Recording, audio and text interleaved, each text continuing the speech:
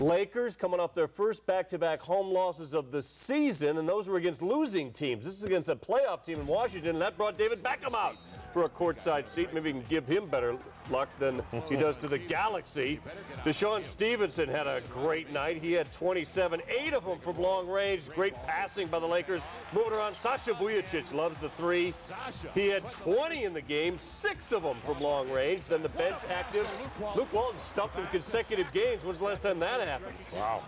Luke had 7 of 8 from the floor, and then Lamar coming back from the flu in that awful game he had on Friday was back to his tricks tonight. 10 points, 13 rebounds, another double-double. Look at Kobe on the reverse and the foul, but he only had 6 in the first half. Still, the Lakers had a comfortable 11-point lead. Kobe loving to dish. We're going to talk about that in a minute, but Ronny Turiaf, the beneficiary there. A 13 assists by Kobe. Nick Young, the former USC star out of Reseda, knocks down another of his threes. The game is tied at 105. Then Caron Butler, the former Laker, off balance, hanging, ties it at 111.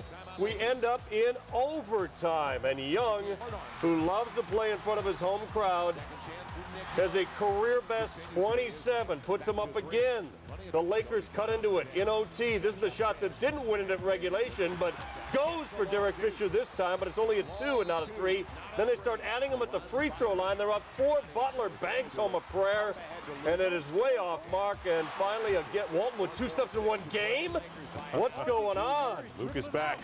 The Lakers get to 50 wins for the 29th time. It only took them 3 tries to get there. 7 players in double figures. So they pull out their first win of this homestand. 2 more still to get to. Wednesday with Portland, and then Friday with the Mavs. Kobe got everybody involved. Sometimes that happens. I don't know, he had 1 point with a couple of minutes left in the second period. Sometimes it I don't know, atrophies his offense. We're looking to find, balance there, for that.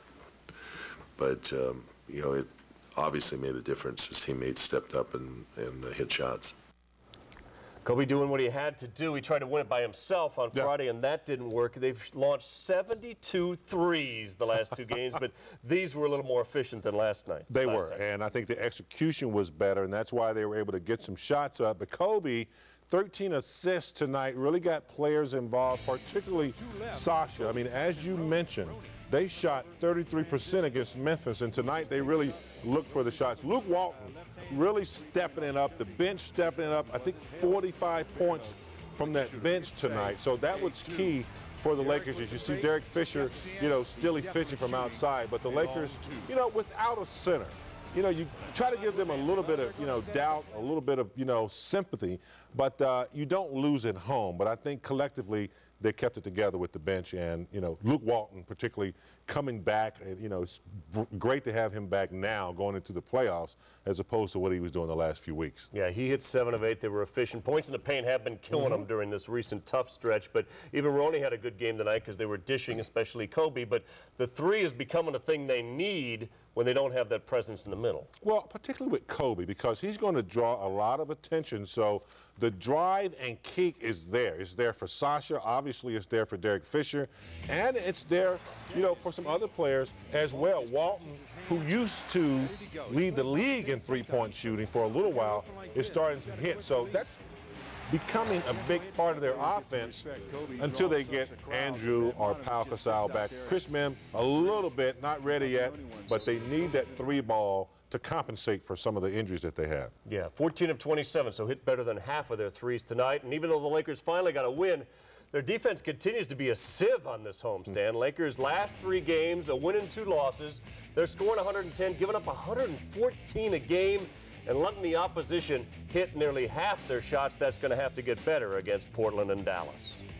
This was a wild win for the Lakers, and the reason they won was balance. 7 Lakers in double figures. Kobe Bryant had 26 points, below his average, but 13 assists.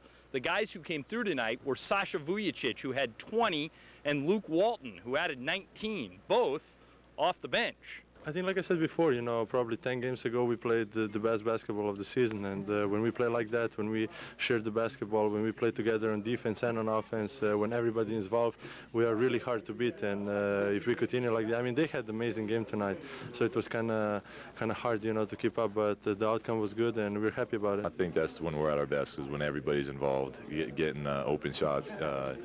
We have players that can get in and make plays for themselves and for other guys. And, you start building confidence up, and that gets you more involved in the rest of the game as far as, defense and talking and that type of stuff. When you saw the score, you probably thought, oh, the Lakers with another lousy defensive night. But they would disagree with you.